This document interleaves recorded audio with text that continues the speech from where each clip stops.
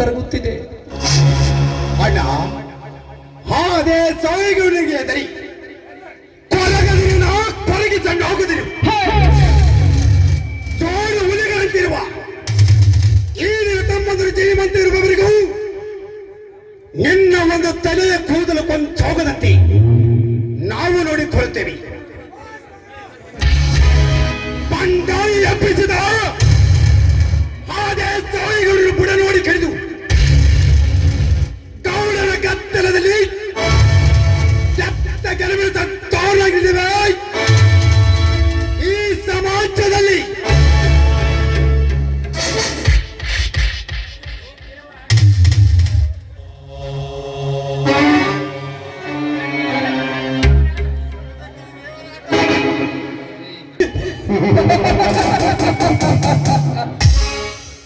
ಗಂಡು ಕೊಡಲಿಯ ಪೊಂಡ ಗಂಡಗಲ ನನ್ನಣ್ಣ ಗಜಶಕ್ತಿ ಗಜಕೇಸರಿ ಅಂತ ಅಣ್ಣ.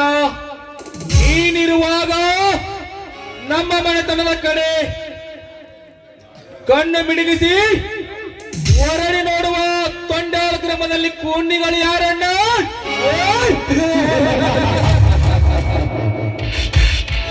ಸೋದರ, ಇವನ ಅಂತಿಂತ ಹೊತ್ತಿಗೆ ಅಲ್ಲ ಸೋದರ, ಅಂತಿಂತ ಹೊತ್ತಿಗೆ ಅಲ್ಲ.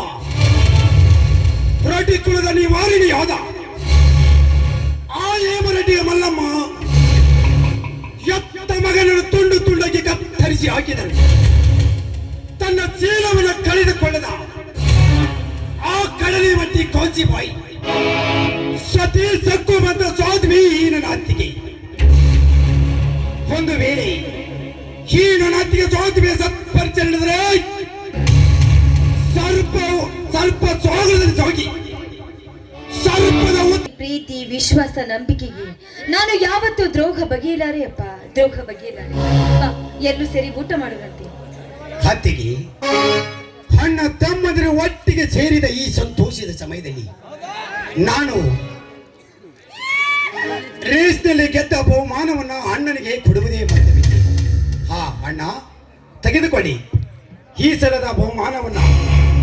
ಒಂದು ಬೇಳೆ ಕಪ್ 10,000 ರೂಪಾಯಿ ಹಣವನ್ನ. ಬೇಡಪ್ಪ ಬೇಡ ಸಹೋದರ, ನನ್ನ ಕೈಯಲ್ಲಿ ಆ ದೇವರ ಮುಂದಿಟ್ಟು ಬಿಡು. ಯಾಕಣ್ಣ, ಈ ನಿನ್ನ ತಮ್ಮ ಜಮದಗ್ನಿ ಜೋಡೆತ್ತಿನ ಚಕ್ಕಡಿ ರೇಸಿನಲ್ಲಿ ಗೆದ್ದು ಬಂದಿರುವುದು ನಿನಗೆ ಸಂತೋಷವಿಲ್ಲವೇ? ಸಂತೋಷವಿಲ್ಲವೆಂದು ಯಾವ ಮನಸ್ಸಿನಿಂದ ಹೇಳಲಪ್ಪ, ಯಾವ ಮನಸ್ಸಿನಿಂದ ಹೇಳಲಿ? ಸಂತೋಷವಿದೆಯಪ್ಪ, ಸಂತೋಷವಿದೆ. ಆದರೆ ಸತ್ಯವಂತ, ಯಾವ ನಿಟ್ಟುಸಿರಿನಿಂದ ಹೇಳುತ್ತೀಯಣ್ಣ? ಯಾವ ನಿಟ್ಟುಸಿರಿನಿಂದ ಹೇಳುತ್ತಿ? ಜಮದಗ್ನಿ ತಂದ ಬಹುಮಾನವನ್ನು ತೆಗೆದುಕೋ ಅಣ್ಣ, ತೆಗೆದುಕೋ. ಯಾವ ಕೈಯಿಂದ ತೆಗೆದುಕೊಳ್ಳಲಪ್ಪ, ಯಾವ ಕೈಯಿಂದ ತೆಗೆದುಕೊಳ್ಳಲಿ? ಅಂದರೇನನ್ನ ನಿನ್ನ ಮಾತಿನ ಅರ್ಥ?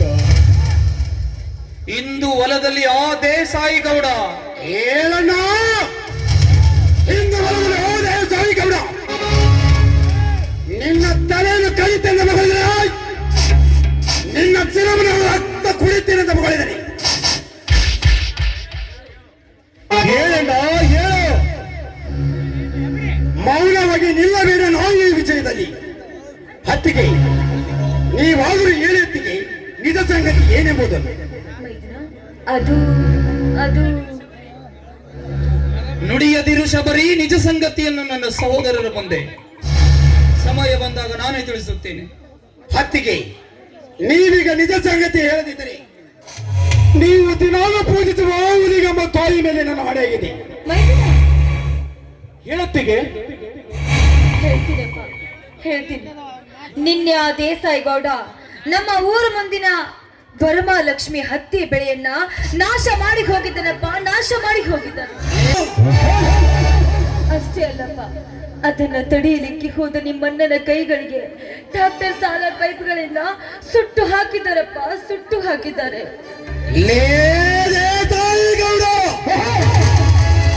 ನಾವು ಜಮೀನು ಶೋಧಿಸಿ ನಮ್ಮ ವರಲಕ್ಷ್ಮಿಯನ್ನು ನಾಶ ಮಾಡಿಸಿದಲ್ಲದೆ ನನ್ನ ಅಣ್ಣನ ಕೈಗಳು ಸುಟ್ಟು ಹಾಕಿ ಹೋಗಿರುವೆಯಾ? ಸೂರ್ಯ ಮಗನೇ,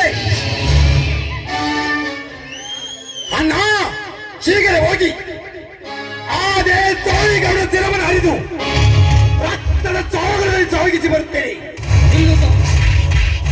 ನಿಲ್ಲು ಸಹೋದರ, ಸಮಯ ಬಂದಾಗ ನೋಡಿದರಾಯಿತು.